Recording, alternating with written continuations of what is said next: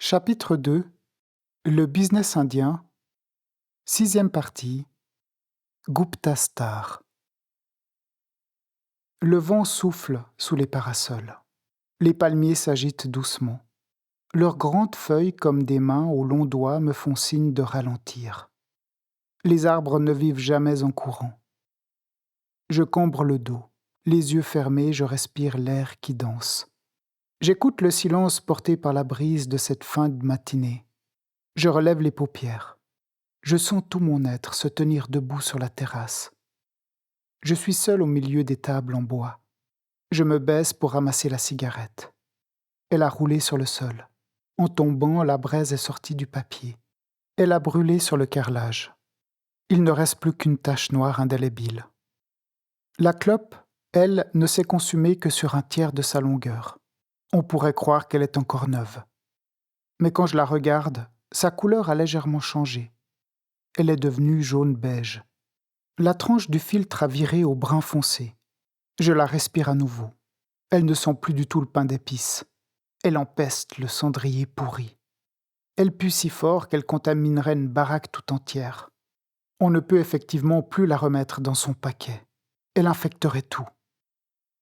Light and fresh, mon cul. C'est une vraie arnaque, cette histoire. On nous vend une fraîcheur de façade, mais la marchandise empeste la tromperie. Je redresse la tasse renversée. J'éponge le café avec une serviette saisie dans le petit distributeur déposé à côté du sucrier. Je m'assieds. Je marmonne en regardant ma montre. Il est presque midi. Apprendre à fumer, signer des contrats, quelle vie! Et avec qui maintenant? Il faut que je rappelle mon parrain. Il est déjà depuis plusieurs minutes dans ma tête à m'expliquer. Le monde n'est pas là pour te conforter, mais pour te révéler.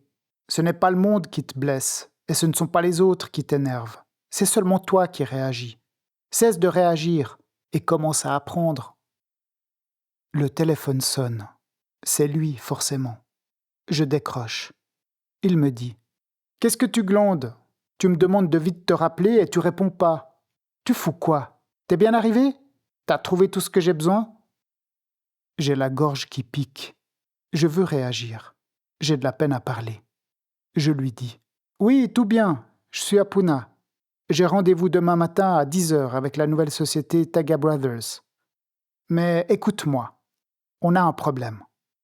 Je suis allé à l'adresse mentionnée sur le site internet et rien ne s'y trouve. C'est un terrain vague. J'ai cherché partout et je ne la trouve pas, cette société. Soit elle est cachée quelque part ailleurs, soit elle n'existe pas. » Je fais face à un silence de quelques secondes au téléphone. J'entends le bruit d'un briquet qui allume une cigarette à l'autre bout du fil. Mon parrain me lance. « Merde, pas bon ça. En plus, ils ont les mêmes produits que Gupta Star, les connards. » J'enchaîne en lui disant. « Ce n'est pas génial en effet. Il nous faut absolument un plan B. Si cela ne se passe pas bien demain matin, je ne dois pas être venu ici pour rien. Concernant les pivots centraux d'irrigation, je n'en trouve pas. Pour l'instant, je n'ai qu'un seul contact potentiel. J'attends de ses nouvelles. J'ai aussi pu obtenir l'adresse d'une région industrielle dans la ville. Il existe un marché technique avec de nombreux fournisseurs. Il faudra voir si j'ai le temps de le visiter. Je n'ai rien d'autre pour le moment. » Mon parrain me dit spontanément. « Si tu trouves pas de pivot, laisse tomber. J'ai une autre adresse, ailleurs. Tu iras dans le nord de la Chine. Ce dont j'ai besoin absolument, c'est du matériel de base pour l'irrigation. Concentre-toi là-dessus. Je veux que tu en achètes suffisamment pour qu'on puisse commencer un bon business. » Je réfléchis quelques instants et je lui dis « Et la société Gupta Star? Tu as déjà bien travaillé avec ce fournisseur. J'ai aperçu des locaux de la compagnie ce matin. C'est vraiment une grande boîte. Et si j'allais les trouver pour essayer de négocier leur augmentation de prix? Cela nous permettrait peut-être de créer un nouveau rapport avec eux. » Silence au téléphone. Mon parrain doit fumer sa clope en 3 coups. « Ce sont des connards! J'ai déjà voulu discuter avec eux en Afrique du Sud, mais ils m'ont envoyé chier. » Je lui dis « Écoute, ici c'est la maison mère. C'est peut-être différent. Mais si on ne tente rien, on risque de ne rien avoir du tout. Je passe chez eux et j'essaye de les rencontrer à l'improviste. » Il me répond « Je n'aime pas ça. Je me suis engueulé avec eux. En plus, tu débarques de nulle part. Je ne vois pas comment. Merde. Débrouille-toi. Si tu veux y aller, vas-y. Fais ce que tu penses. Mais réfléchis bien. Stressé, ma gorge encore cramée par la cigarette, je lui dis. Bon, je n'ai que cet après-midi de disponible. Le temps est très court. Je tente le tout pour le tout. J'y vais. Je te donne des nouvelles. Mon parrain, toujours alerte, me dit. T'as une voix bizarre. T'es malade ou quoi? Coincé, je lui réponds. J'ai essayé les clopes rouges. Je crois que c'est un peu fort pour moi, cette combine. Mon parrain rigole. Il me lance. Non, c'est bien. Ne t'inquiète pas. C'est normal. Comme disait mon père, il faut beaucoup persévérer dans la vie pour accéder au paradis. Mais là, c'est plus simple. Tu te forces bien, surtout au début. Le whisky, c'est la même chose. Et le paradis, c'est juste après. C'est fantastique. Je tousse et il me lance. Il faut que je te laisse. J'ai un ouvrier qui est là. Bonne chance. Tu me rappelles. Allez, ciao. Le téléphone se coupe. Je murmure silencieusement. Accéder au paradis? Mon parrain est fils de missionnaire. On connaît bien le milieu tous les deux. On a grandi dans le même cercle religieux. Une belle famille, bien éclairée. Je reprends la boîte d'allumettes dans les mains. J'appuie sur le carton intérieur. Elle s'ouvre à moitié. J'observe les jolies petites têtes bombées faites de soufre, de chlorate et de trisulfure d'antimoine. Elles sont bleu ciel. Je me dis encore, ça allume vraiment bien le champ de vision, ces missions évangéliques. Quand on grandit dans la sévérité et la morale de ces idéologies, ça pousse quand même à vouloir y mettre le feu pour bien les faire péter, toutes ces limites diaboliques reçues. Je réunis mes affaires dans mon sac. Je jette la cigarette dans le cendrier et je glisse le briquet dans l'espace vide du paquet. Idéalement, j'aurais dû en fumer une deuxième pour avoir assez de place dedans pour le ranger. Mais ce n'est pas très grave. Je garde toute cette histoire comme de précieuses cartouches pour un éventuel artifice. Ça peut être utile, maintenant que je dois partir à l'attaque. De la même manière que mon parrain, je fourre les clopes dans la poche avant-gauche de ma chemise. Je sors devant l'hôtel, je suis à nouveau dans la rue. Je saute dans un taxi-rickshaw. Ces tuk-tuks sont généralement peints en deux teintes, jaune pour le toit et noir pour la carrosserie, comme des abeilles. Mais celui que je viens de prendre a une teinte verte sur la partie inférieure. C'est de bon augure. La couleur verte, c'est bien l'espoir, non? On slalome à nouveau dans le trafic. Ça balance comme sur un carrousel. Mon portable vibre. Je le sors prudemment de ma poche. Je pourrais le perdre si facilement. C'est le portier, Assim. Il m'a laissé un message. Son ami Darshan me propose de le rejoindre ce soir. Il doit souper avec 2 connaissances dans un restaurant. Je suis le bienvenu à cette rencontre. Je lui confirme ma présence. On roule sur la route centrale parmi de nombreuses mobylettes. Sur le côté gauche, un trottoir longe un mur de plaques métalliques surmonté d'un grillage barbelé. Des jasmins, des volubilis et toutes sortes de plantes grimpantes se sont mêlées aux parois de l'enceinte. La nature a repris le dessus. De grands arbres très fins se dressent également. Ils sont tous alignés juste derrière. Ce sont des champas verts. Ils dépassent très haut dans le ciel, comme des sentinelles. Cette épaisse clôture laisse voir des trous entre les branches. Par endroits, elle présente quelques brèches. En roulant à vive allure, si près de la paroi, un effet stromboscopique me permet de discerner tout ce qui se trouve à l'intérieur de la barricade. L'immense complexe industriel apparaît. J'aperçois de nombreux hangars reliés par de petits chemins. Par endroits, on découvre du matériel métallique. Il est transformé, assemblé, soudé et rangé sur le sol, parfaitement aligné. La société Gupta Star semble être très bien organisée. J'ai visé le plus important des sites. C'est également celui qui produit toutes les marchandises qui nous intéressent. Je suis déposé par le taxi devant l'entrée principale.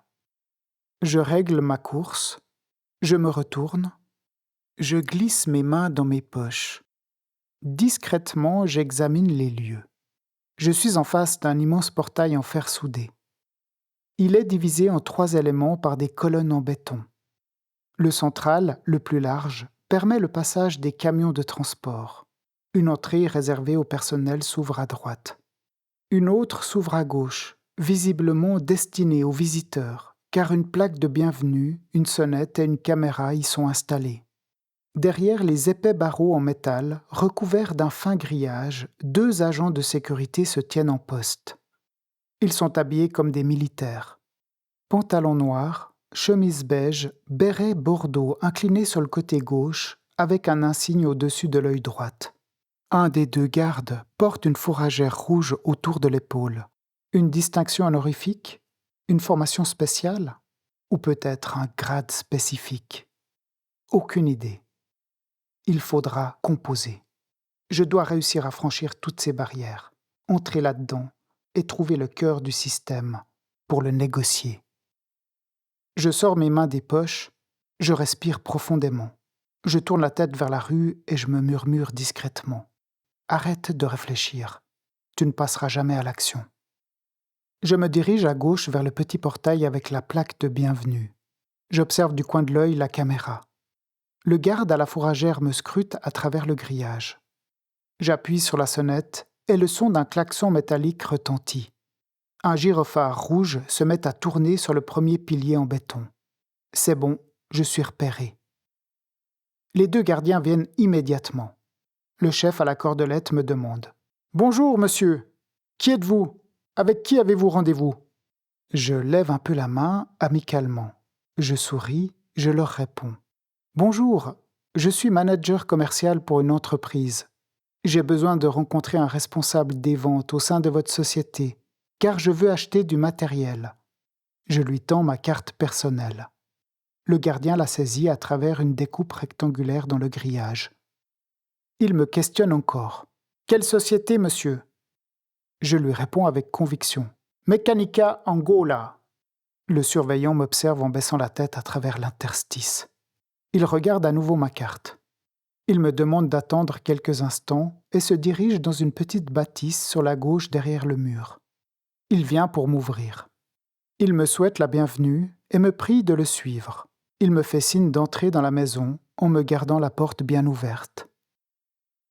La salle n'est pas très grande. Un homme se tient assis à un bureau en bois d'ébène au milieu de la pièce. 2 chaises métalliques pour les visiteurs sont disposées juste devant. Par un interstice à droite, je distingue également 2 autres bureaux. Ils sont compartimentés par des parois vitrées. Plusieurs personnes à l'intérieur sont affairées devant des écrans. Contre la cloison de gauche, à côté du secrétariat central, un canapé en cuir vert attend les visiteurs. Aucune décoration superflue ne surcharge la pièce. Seuls des objets très formels l'occupent. Des ordinateurs, un téléphone multifonction, une imprimante et 2 drapeaux plantés sur des tiges en laiton occupent l'espace, le drapeau de l'Inde et celui de la société. Ils sont posés aux 2 extrémités du bureau. Derrière, au-dessus, un grand portrait d'un homme est accroché au mur. Il porte une cravate bleue dans un complet gris. Il a le front dégarni, les cheveux noirs et une très large moustache. Elle lui recouvre toute la lèvre supérieure. Il me regarde de très haut. Son œil gauche fuit légèrement vers l'extérieur. Mais depuis que je fixe son 2e œil, j'ai l'impression d'entrer dans son âme. Je me sens devenir transparent, comme lu de l'intérieur. Je tourne la tête. À droite, une armoire en métal. Tous les rayons sont couverts de matériel. Des protections individuelles, des équipements offensifs et des radios de télécommunication. Elles sont toutes branchées sur des chargeurs. Elles brillent d'une petite lumière verte, témoin d'un état opérationnel. Je suis visiblement dans le centre de contrôle de sécurité. Je m'avance devant le bureau. L'homme se lève. Sans me serrer la main, il me demande de me présenter et de m'asseoir sur la chaise de droite. Je lui parle chaleureusement, faisant abstraction totale de son uniforme et de son attitude glaciale. Pendant qu'il me regarde d'un air autoritaire en plissant ses paupières, je lui explique la raison de ma venue. Je suis ingénieur. Je voudrais parler à un responsable commercial afin d'échanger sur les conditions d'une importation des produits de votre société en Afrique. Je n'ai pas pris de rendez-vous car je suis simplement de passage à Puna. Le dirigeant de l'entreprise Mechanica Angola, déjà cliente auprès de votre société, m'a demandé de profiter de mon séjour ici pour organiser une rencontre. J'ai très peu de temps à disposition, mais je serais très heureux de pouvoir m'entretenir avec le directeur. L'homme me regarde sans rien dire. Il réfléchit. Avant qu'il ne prenne la parole, je me penche en avant. Je dépose ma carte de visite de la main gauche sur son bureau, tout en lui tendant simultanément devant son visage mon passeport bien ouvert à la page de mon nom et de ma photo avec l'autre main. Sans le quitter des yeux, je lui dis en acquiesçant d'un grand sourire : « Nous avons vraiment une excellente proposition à vous faire. » Le gardien prend mon passeport. Il feuillette le livret entier durant quelques secondes. Sans rien dire, il saisit son téléphone et donne une instruction. Il me demande d'attendre quelques instants avant de disparaître avec mon document d'identité dans le premier bureau cloisonné en refermant soigneusement la porte. Je l'entends discuter et s'affairer avec plusieurs personnes. Je patiente une trentaine de minutes. Le temps s'étire interminablement. Il revient. C'est qui tout double. Il me rend mon passeport ainsi qu'une brochure en carton composée de 4 volets. Je dois la compléter rapidement en inscrivant toutes mes données personnelles sur la page de couverture. Une secrétaire sort du deuxième bureau vitré. Elle me tend un passe visiteur que je dois porter autour du cou. Le gardien transmet encore un ordre dans son talkie-walkie et me prie de le suivre. Nous quittons la maison. Nous empruntons un petit chemin entre des locaux administratifs sur une distance de 200 mètres environ. Les pelouses vertes bien arrosées sont bordées d'un mélange de fleurs de 3 couleurs, blanche, orange et rouge. Le chemin nous mène au pied d'un grand bâtiment. Il paraît entièrement fait de cristal et tout semble prendre la bonne direction.